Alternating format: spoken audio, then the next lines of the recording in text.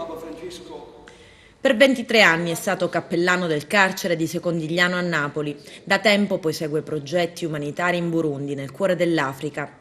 Esperienze lontane da un punto di vista geografico, ma con un unico e preciso obiettivo: occuparsi degli ultimi.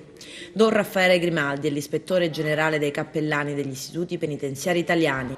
Al provveditorato regionale dell'amministrazione penitenziaria di Palermo ha celebrato una messa di preparazione al Santo Natale. Penso che la mia presenza qui è proprio per incoraggiare il lavoro di tutti, quindi il lavoro di coloro che operano all'interno delle carceri, diversi uffici.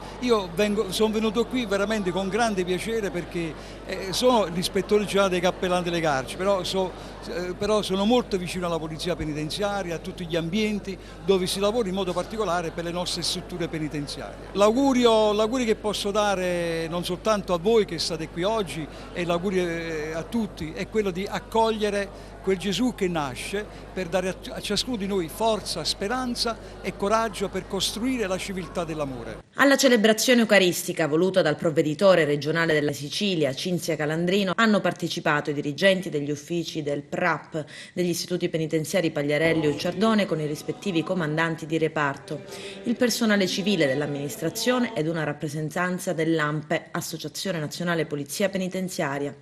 A conclusione, il provveditore ha augurato a tutti un buon Natale e un proficuo anno nuovo, ringraziando il personale per il lavoro svolto.